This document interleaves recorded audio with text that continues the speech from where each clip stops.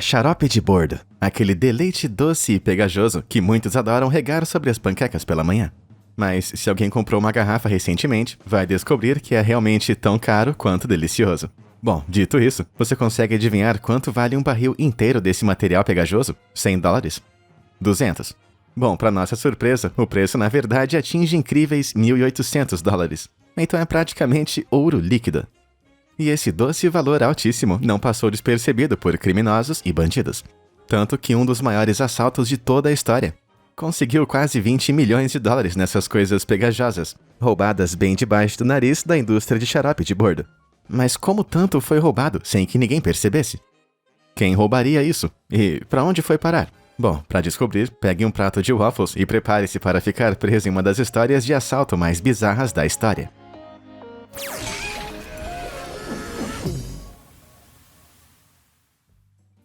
Essa doce história começou em julho de 2012.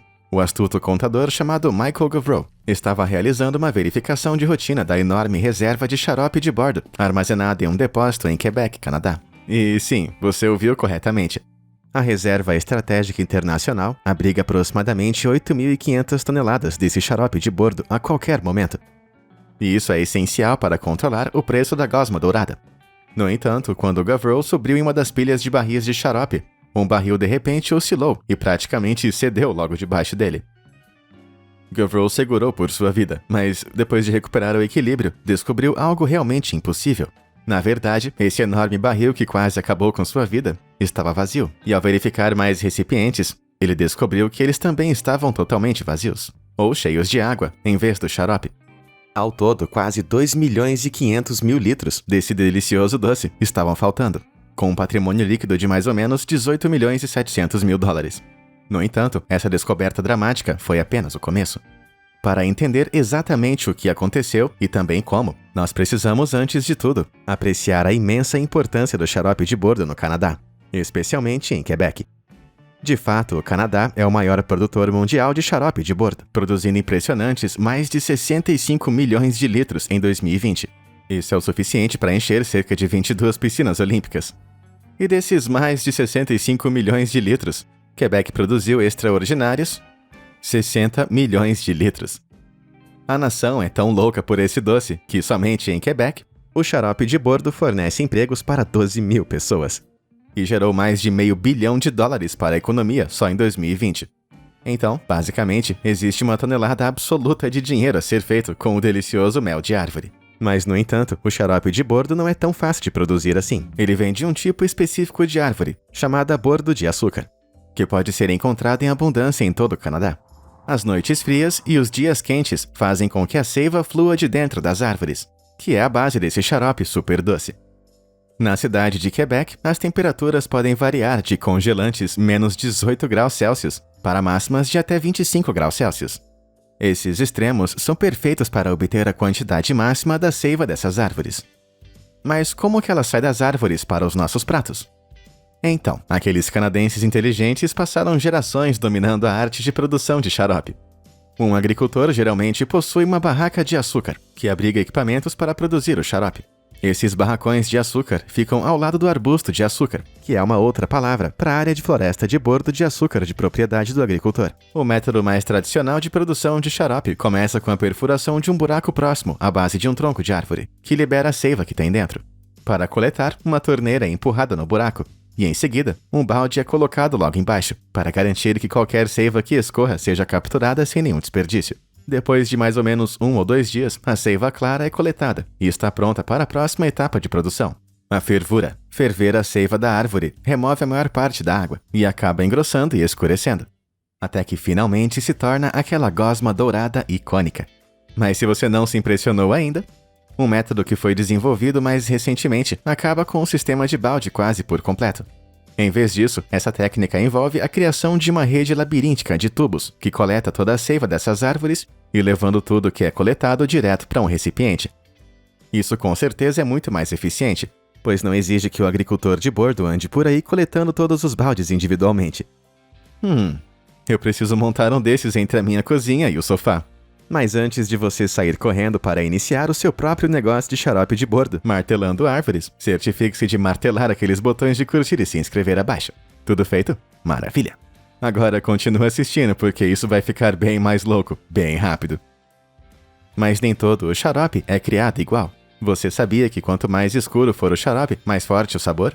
Xarope feito de seiva no início da temporada tem uma cor muito mais clara. Esse é o xarope que as pessoas geralmente colocam em waffles e é o mais comercializável. Por outro lado, a calda mais escura é reservada principalmente para fazer doces e é realmente muito mais intensa do que os outros. Mas não importa o quão forte, todos os xaropes ainda dependem do clima ser bom o suficiente para produzir um próspero rendimento dessa seiva. Mas confiar no tempo realmente pode ser uma coisa muito problemática. Bem, porque, como você sabe, não dá para confiar no tempo, de jeito nenhum. Então, quando as condições são ruins para a produção de xarope, isso pode levar a uma certa escassez, o que eleva o seu preço. Mas quando as condições são perfeitas, isso pode criar uma superabundância desse xarope, o que acaba fazendo com que os preços caiam, resultando em um comércio menos lucrativo. Então é uma vida difícil se você for um agricultor de borda, pois você nunca sabe quanto dinheiro vai ganhar de um ano para o outro. Isso é, a menos que você viva em Quebec. Lá existe uma organização muito controversa que controla toda a produção de xarope de bordo e garante que o preço do ouro líquido realmente nunca vacile. Essa organização é chamada de The Federation of Quebec Maple Syrup Producers. Originalmente, eles se formaram em 1958 e consistiam em apenas alguns produtores do sul de Quebec. Eles queriam proteger os seus direitos e então uniram forças para comercializar o seu xarope juntos. Mas conforme sua influência ia crescendo, o coletivo se expandia gradualmente para cobrir toda Quebec. Ao longo dos anos, a federação realizou 3 referendos com produtores de bordo em todo o país, para decidir se eles realmente deveriam ter o poder de estabelecer regras e regulamentos impostos pela lei. Todas as vezes, as propostas foram rejeitadas. Isso é, até 1989, quando um 4º referendo foi então aprovado. Nos dias de hoje, qualquer pessoa localizada em Quebec que não cumpra essas regras da federação está oficialmente infringindo a lei, o que significa que está sujeita a penalidades, multas e até prisão. Simplificando, a federação mantém o preço do xarope de Quebec muito estável, impondo uma cota para todos os produtores do país. Em um bom ano, quando é produzido mais xarope de bordo do que a quantidade prevista, a federação retira todo o excesso do xarope e o armazena na reserva estratégica global mencionada anteriormente. Em anos de pior clima, onde se produz muito menos xarope do que o esperado, o que falta é retirado da reserva para compensar o menor rendimento do ano. Portanto, com esse sistema, vai existir sempre a mesma quantidade de xarope de bordo em circulação, e, portanto, o preço é sempre mantido em alta constante. Dessa forma, os produtores vão estar financeiramente estáveis, independente do clima. Bom, na teoria, isso soa muito perfeito, não é? Bem, alguns quebequenses estão longe de estar felizes com a federação, e veem a federação como um grupo nefasto de pessoas, extorquindo produtores. Além de ensacar o excesso de xarope dos agricultores, é claro que a federação também recebe um corte bem substancial de 12% em simplesmente todas as vendas. Os produtores só podem vender latas para visitantes em suas fazendas se contiverem menos de 1,1 galão, ou 5 litros. E embora eles também possam vender para os supermercados locais, eles têm que pagar 12 centavos para a federação para cada 450 gramas vendido. Com isso, os críticos da organização chegaram até mesmo a chamá-la de cartel, ou até mesmo de máfia. Tá bom, então vamos dar uma olhada na definição de cartel. Uma associação de fabricantes ou fornecedores com o objetivo de manter os preços em alto nível e restringir qualquer tipo de concorrência. Caramba, olha só que coincidência! E quanto àquela comparação que fizemos com a máfia? Bem, é aqui que tudo começa a ficar realmente pegajoso. Ou devo dizer, xaroposo. O que você acha que acontece se você não entregar o xarope em excesso? E se você decidir contornar esse sistema da federação e vender todo esse doce que sobra por conta própria? Bem, alguns produtores, apelidados de rebeldes pela federação, acabaram descobrindo da maneira difícil. Um desses rebeldes, chamado Daniel Gaudreau, foi acusado em 2014 de vender mais do que a sua cota estipulada para aquele ano. Em resposta, oficiais da federação bateram em sua porta e simplesmente apreenderam toda a sua produção de xarope. Então, guardas particulares de aparência sombria apareceram em sua propriedade. Intimidando ele, começaram a observá-lo como se fosse um Julian Assange, ou sei lá. E como se isso não bastasse, ele também foi processado por simplesmente $182 mil. Gaudreau diz que a federação é construída sobre uma base de medo. e por conta de sua superioridade financeira, poucos se atrevem a combatê-la. No entanto, Paul Royard, que é agora vice-diretor aposentado da federação, defende todas as suas ações. Em 1990, após o referendo que concedeu poderes à federação, os preços do xarope de bordo estavam incrivelmente baixos. Naquela época, era vendido por apenas $1 para cada 450 gramas, ou $620 por barril. Por conta disso, os produtores ficaram realmente muito felizes com a intervenção da federação, porque prometeram aumentar o preço e manter tudo estável. Royard insiste que o sistema é excelente e a estabilidade que trouxe para a indústria de bordo de Quebec é uma enorme vantagem para os produtores. Sem nenhuma dúvida, a federação cumpriu sua promessa em 1990. Por $1.800 cada barril, o preço do xarope praticamente triplicou. E agora é praticamente 30 vezes o preço do petróleo bruto. E também não parece pronto para cair tão cedo.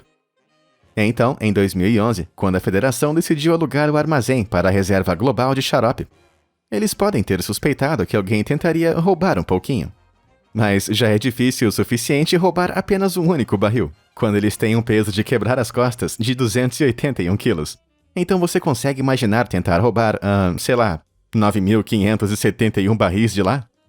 Só que foi exatamente esse o número de barris encontrados completamente vazios, apenas um ano depois, em 2012. Então, o que foi que aconteceu aqui? Era uma equipe de ninjas amantes de panquecas, misturando-se com as sombras e trabalhando juntos para mudar os barris para sua base ninja secreta? Bem que eu queria. Mas a realidade é quase tão absurda quanto essa teoria, se não for ainda mais. Por um acaso, o armazém que continha as fileiras de líquido super doce era de propriedade da esposa de um certo homem chamado Avik Karen. Karen, que rapidamente percebeu que estava sentado em uma gigantesca mina de ouro, não podia acreditar em toda sua sorte. Ao todo, a federação havia deixado mais de $30 milhões em barris de xarope na instalação de armazenamento, e a única segurança para todo aquele lugar era apenas um único guarda. Tá bom, eu sei que não é exatamente a sede da CIA ou qualquer coisa, mas você pensaria que eles poderiam ter contratado pelo menos 2 guardas, não é? Eu não sei, só pro caso de um deles precisar ir no banheiro ou algo assim. Mas, de qualquer forma, Karen rapidamente decidiu que iria roubar o máximo possível dessa delícia pegajosa. Ele só precisava de uma equipe de primeira para ajudar a fazer isso. É aqui que entra Richard Vallières, um negociante de xarope de bordo no mercado negro, e inimigo mortal da federação. Ele ganhava vida comprando e vendendo xarope diretamente de produtores em Quebec, contornando a federação totalmente. Então, ele estava bem acostumado com esse tipo estranho de crime específico. O motorista do caminhão de Karen, chamado Sebastian Jutras, havia recomendado o homem para ele. Então, juntos, Karen e Vallières traçaram um plano, que se realmente desse certo, simplesmente os tornaria milionários. Certa noite, no fatídico outono de 2011, Jutras parou seu caminhão do lado de fora do gigantesco armazém da reserva. Tudo parecia normal e tranquilo, e não havia guarda à vista para interrogá-lo. Perfeito. De repente, as portas do caminhão se abriram, e uma equipe de pessoas saltou para fora. Sem perder nenhum tempo, os ladrões quebraram as fechaduras da porta do armazém e correram direto para dentro. A partir daí, eles trabalharam incansavelmente para carregar o máximo de barris no reboque do trator. Uma vez que o caminhão estava cheio, os barris foram levados para um barraco de açúcar de propriedade de Raymond Vallières, o pai de Richard. Aqui eles foram esvaziados em barris separados idênticos, que foram preparados anteriormente. Os barris originais foram então levados para um riacho próximo, onde foram preenchidos com água estagnada, para que pesassem aproximadamente o mesmo que tinham antes. O barril podia pesar, mas não tinha o mesmo cheiro, de jeito nenhum. Por fim, os barris cheios de água foram levados de volta ao armazém, para não levantar nenhum tipo de suspeita. Depois disso, não foi muito difícil repetir o processo. Enquanto esse ciclo se repetia muitas vezes, Richard Vallières acabou comprando o xarope roubado de Karen por até $200 mil por negociação.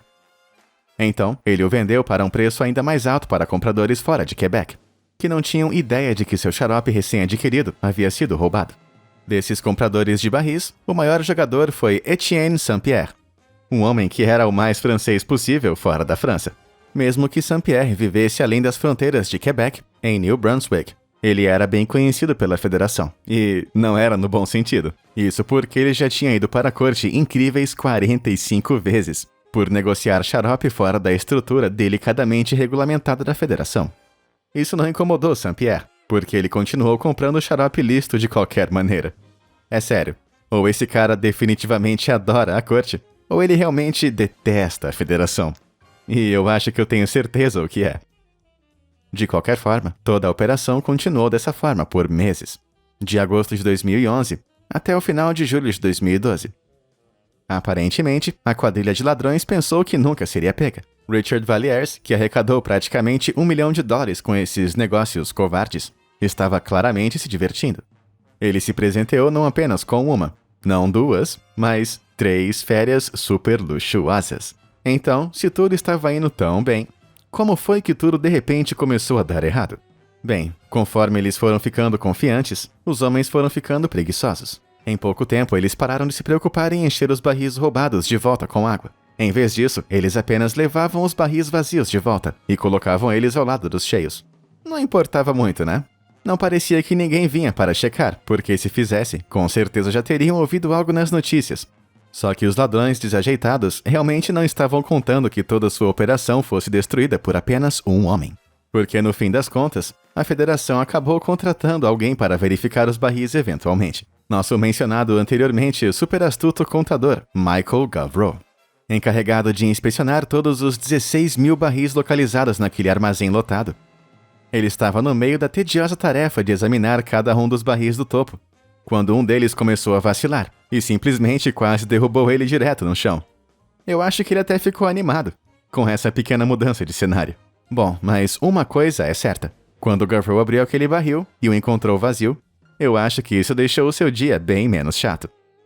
Porque foi isso que deu início à maior investigação policial de toda a história de Quebec. A notícia desse roubo simplesmente explodiu na imprensa e foi coberta em todo o mundo. Todas as pessoas queriam saber como um assalto tão grande havia sido realizado sem nem mesmo um sopro de algum suspeito. E ninguém queria saber mais do que a federação. Praticamente 3 mil toneladas de xarope de bordo, no valor de mais ou menos $19 milhões, simplesmente desapareceram, roubados por um desconhecido. E tentar recuperar algo tão excepcionalmente comestível representa um grande problema, não é? Mesmo que a polícia pudesse rastrear aquele xarope, quanto dele já havia sido derramado no café da manhã das pessoas? Implacável, uma força recorde de 250 investigadores questionou mais de 300 testemunhas diferentes e vasculhou 40 casas em busca de qualquer sinal do ouro líquido. Mas a trilha logo ficou tão fria quanto uma noite de inverno canadense. Acontece que a maior parte do xarope roubado já havia chegado ao mercado legal de xarope e não podia mais ser rastreado. No entanto, a federação tinha um palpite. Existia apenas um homem com que eles brigaram tantas vezes que tinham certeza de que ele sabia alguma coisa sobre isso. Você consegue adivinhar quem eles foram procurar? Às 10 da manhã, em 25 de setembro de 2012, Etienne St-Pierre estava trabalhando em seu escritório em New Brunswick, quando 2 policiais chegaram com o mandado de busca de Quebec. Seu colega abriu a porta casualmente. Então, ela arrancou o mandado de busca deles, fingiu limpar o bumbum com papel e bateu a porta na cara dos 2 policiais. Ela sabia que o mandado de Quebec não iria funcionar em New Brunswick, onde St-Pierre operava. Mas esse ato de desafio ousado apenas atrasou o inevitável. Mais tarde naquela noite, os policiais voltaram com o mandado que prevaleceu. Selado com um selo de aprovação de um juiz de New Brunswick, isso deu à polícia todos os direitos para vasculhar as instalações de St-Pierre. E dentro do seu armazém, eles encontraram mais de $1 milhão em xarope. St-Pierre não tentou mentir sobre a origem desses barris e disse às autoridades que eles foram comprados de um homem chamado Richard Valliers. E de repente, a ficha caiu. Esse nome era quase tão notório para a federação quanto o próprio St-Pierre. Sem perder tempo, a polícia apreendeu todo o xarope de St-Pierre e depois rastreou Valliers, levando mais de 100 barris que estavam em sua posse.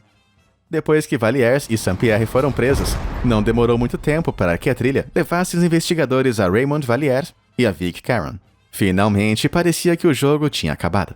Ambos os Valliers, Caron e St-Pierre foram todos levados ao tribunal sob a acusação de roubar o xarope ou ajudar a vendê-lo. Enquanto testemunhava em uma de suas sessões no tribunal, Richard Valliers começou a chorar. Valliers apontou o dedo para Caron, insistindo entre os soluços que ele o havia apontado com uma arma e ordenou que ele continuasse com a operação, ou então o mataria. Caron negou tudo isso que foi dito, dizendo ao juiz que os membros da máfia de Montreal se envolveram, e que na verdade eram eles que estavam liderando o assalto. Em última análise, não havia evidências para apoiar nenhuma dessas alegações. Mensagens de texto comprometedoras foram finalmente descobertas, onde Caron parabenizou Valliers pelo nascimento de seu filho. Eu não acho que isso é uma coisa que uma pessoa que apontou uma arma para você diria. Então, sem surpresa, todos os 4 suspeitos foram considerados culpados. Richard Valliers foi condenado a 8 anos de prisão e multado em 9,4 milhões de dólares, embora mais tarde tenha sido reduzido para 1 milhão. A Vic Caron recebeu 5 anos de prisão e uma multa de 1 milhão e 200 mil dólares. E tanto Raymond Valliers quanto Etienne St-Pierre receberam 2 anos de prisão domiciliar, menos 1 dia. Embora St-Pierre continuasse afirmando que não fazia ideia de que o xarope era roubado, e que a federação estava apenas procurando um bode expiatório. Na audiência de Raymond, ele justificou suas ações dizendo que roubar de ladrões realmente não é roubar. Ficou claro que o ressentimento que algumas pessoas sentem em relação ao cartel legal de Quebec ainda está muito forte hoje. Mas e quanto a você? O que acha do grande roubo de xarope de bordo? Combatentes heróicos marcando um golpe na luta para garantir uma Quebec livre da federação? Ou apenas oportunistas gananciosos que morderam mais do que realmente podiam mastigar? Diz aí pra mim nos comentários. Mas, no entanto, mesmo com aqueles bandidos de bordo presos atrás das grades, toda essa história pegajosa não havia terminado. Porque uma mulher estava liderando a acusação contra a federação por anos, antes de a Vic Caron sequer pensar em roubar todo aquele xarope. E, sem sombra de dúvidas, ela tem sido ainda mais uma pedra no sapato deles do que o próprio Etienne St-Pierre. Seu nome? Angélie Grenier, uma autoproclamada contrabandista e traficante ilegal, conhecida por vender xarope contrabandeado para compradores fora de Quebec. Foi descoberto que entre os anos de 2002 e 2014, Grenier exportou centenas e mais centenas de barris de xarope de bordo para fora das fronteiras da federação, para que ela pudesse receber o dinheiro de todo o excesso que estava fazendo. A vigilante produtora de xarope evitou a atenção das autoridades ao se esgueirar por sua fazenda de bordo, sob o manto da escuridão. Usando apenas a lua como luz, ela e seu pai, rotineiramente, carregavam inúmeros barris pesadíssimos em seu caminhão, sem serem vistos por uma alma. Depois disso, ela cruzaria toda a fronteira até New Brunswick, onde venderia o seu produto, longe dos olhares indiscretos da federação. Mas apesar de todo esse trabalho de espionagem furtivo, realmente parece que ninguém pode escapar das garras malignas da máfia do bordo por muito tempo. E em um dia fatídico de 2015, enquanto carregava com cuidado seu caminhão com barris, Grenier percebeu com uma pontada que estava sendo observada. Alarmada, ela chamou sua família para colocar os containers no caminhão o mais rápido possível. E todos empilharam tudo às pressas. Só que, infelizmente, o estrago já estava feito. As autoridades xaropes finalmente os pegaram. E não demorou muito para que eles encerrassem suas exportações clandestinas para sempre. Para piorar a situação, o tribunal decidiu que um xerife tinha permissão para entrar no barraco de açúcar de Grenier sempre que ele quisesse, sem dar nenhum tipo de aviso prévio. E durante essas inspeções, eles poderiam tirar fotos, vídeos e até colocar o selo da federação em seus barris, para impossibilitar que ela os vendesse em qualquer outro lugar. Portanto, com autoridades observando cada movimento dela, Grenier não teve escolha a não ser parar de vender o seu xarope excedente e cumprir com todas as regras da federação. E se você pensou que os problemas dessa fazendeira de bordo haviam acabado, você estaria errado. Porque mesmo depois de tudo isso, ela ainda foi multada em incríveis 300 mil dólares. Por todo o xarope que ela exportou. Sempre na luta, Grenier montou uma campanha de arrecadação de fundos online, que dizia xarope de bordo não é um crime. Ela esperava arrecadar dinheiro suficiente para continuar sua guerra legal e contestar a multa. E por incrível que pareça, um homem chamado Richard Valliers donou 100 dólares para a causa. Mas, no entanto, simplesmente não era o bastante. Depois de meses de campanha, Grenier só conseguiu arrecadar 5.500 dólares, dos 50 mil que ela precisava para pagar todos os honorários advocatícios. Em 2018, depois de uma série de derrotas no tribunal, ela finalmente jogou a toalha e vendeu sua fazenda de açúcar que possuía desde 1994. Mesmo isso, ao que parece, foi um ato final de desafio. Essa ávida lutadora anti-federação disse que prefere abandonar por completo o comércio do que se juntar ao que considera um cartel de corruptos. No entanto, com o crítico mais sincero da federação deixando a batalha, parece que essa guerra está andando mais a favor dos pró-federais. Muito cansados de lutar e drenados de suas finanças, muitos dos rebeldes resolveram suas disputas com a organização e optaram por uma vida de paz. E talvez realmente seja melhor assim. A federação está convencida de que os rebeldes sempre foram apenas uma minoria vocal de qualquer maneira, e que a maioria dos produtores em Quebec está feliz com as regras e regulamentos em vigor.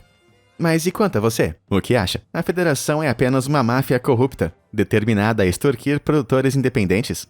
Ou será que ela é uma organização honrosa, que mantém todo mundo nos negócios, fixando preços mais altos? A única coisa que eu sei com certeza é que toda essa conversa doce me deu um desejo de verdade por panquecas. Bem, eu vou ali cozinhar um pouquinho. Certifique-se de deixar o seu like e se inscrever no canal. Muito obrigado por assistir e até a próxima!